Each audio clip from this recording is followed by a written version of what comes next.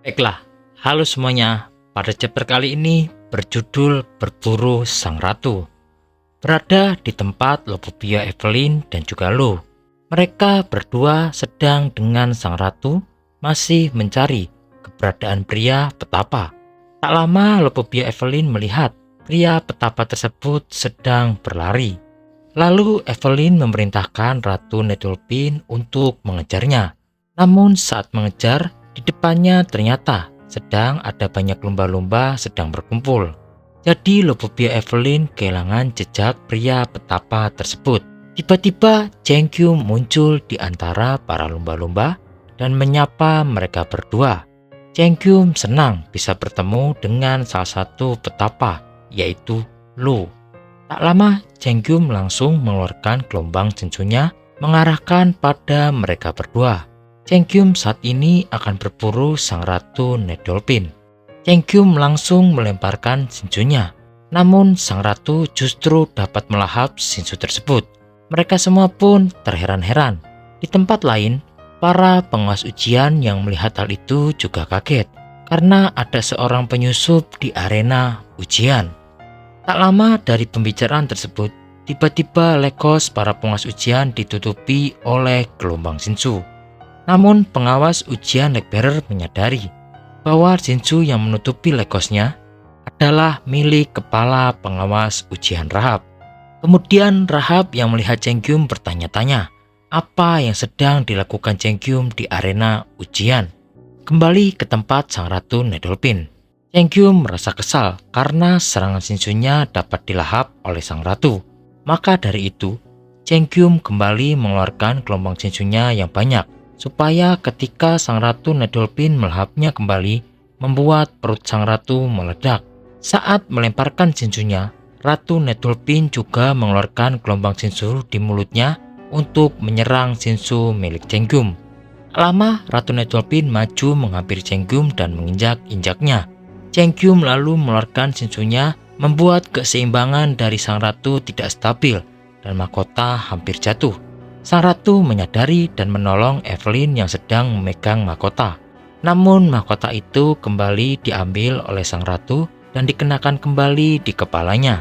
Hal itu sontak membuat Lopopia Evelyn kesal terhadap Sang Ratu. Kemudian Cengkyum menyerang kembali. Terjadilah adu Shinsu di antara Sang Ratu melawan Cengkyum. Karena serangan Cengkyum, serangan Shinsunya tidak berhasil terhadap Sang Ratu. Cengkyum berencana menyerang kakinya menggunakan kekuatan Shinsunya. Beberapa serangan itu dapat dihindari, tapi serangan Shinsu yang lainnya tetap mengenai jari-jari kaki dari Sang Ratu Netolpin, hingga membuat jari-jari dari kakinya terputus. Hal itu membuat Sang Ratu pun berteriak kesakitan. Para lumba-lumba yang menyadari hal itu langsung mengorbankan diri mereka untuk diserap oleh Sang Ratu. Tujuannya adalah meregenerasi kaki dari Sang Ratu Netolpin. Cengkyum kaget karena ternyata lumba-lumba menjadi sejenis koloni bagian dari Sang Ratu Netolpin. Kemudian Sang Ratu menurunkan Evelyn dan juga Lo, bersiap bertarung melawan Cengkyum. Dan nampak para lumba-lumba juga berpergian karena mengerti kemarahan dari Sang Ratu Netolpin. Cengkyum merasa salah memilih tempat karena berpikir lumba-lumba akan membatasi pergerakan Sang Ratu. Namun justru sebaliknya, Sang Ratu Netolpin lalu mengeluarkan Shinsunya yang dahsyat ke arah Cengkyum hingga membuatnya mengeluarkan darah. Cengkyum tidak terima akan hal itu. Lalu Cengkyum mengeluarkan kembali sepenuhnya gelombang Shinsunya untuk menyerang. Evelyn yang melihat hal itu memerintahkan para lumba-lumba untuk menghindar karena bisa mati jika terkena serangan. Lalu Sang Ratu pun menyerap semua lumba-lumba untuk dijadikan kekuatannya. Para lumba-lumba menjadi kumpulan kelopak bunga yang berubah menjadi jarum raksasa. Beradulah kekuatan mereka berdua. Semua orang nampak takjub, bahkan para pengawas ujian serta kepala pengawas ujian Rahab sekalipun. Cengkyum sambil melihat ke awan. Cengkyum tidak percaya Shinsunya kalah dari Sang Ratu. Cengkyum pun tersungkur cukup jauh akibat serangan barusan. Cengkyum tampak kesal. Namun lagi-lagi Sang Ratu Netolpin menginjak-injak Cengkyum lalu beranjak pergi. Cengkyum sambil melihat ke arah awan melihat dirinya akan mati. Hal ini mengingatkannya pada saat sakit yang dirasakan ketika mati untuk pertama kalinya. Hal ini membuatnya mengingat masa lalu yang buruk. Cheng Kyum pun bangkit kembali dengan kekuatannya dan tidak akan memaafkan sang ratu. Ditutup pada chapter kali ini. Rahab yang sedang mengawasi dengan legosnya cukup kesal melihat tingkah laku dari Cheng Kyum, karena di sini banyak sekali yang sedang menontonnya.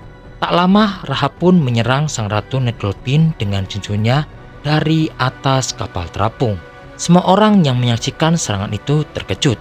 Cheng Kyum menyadari bahwa ini adalah ulah Rahab. Sang ratu pun terjatuh tapi masih berusaha memegang erat Evelyn dan juga Lu agar tidak terluka. Nampak bahwa sang ratu Netolpin tersungkur jatuh dengan mahkota di kepalanya yang juga ikut jatuh. Baiklah, sekian pembahasan untuk chapter kali ini. Terima kasih dan sampai bertemu di next video. Bye bye.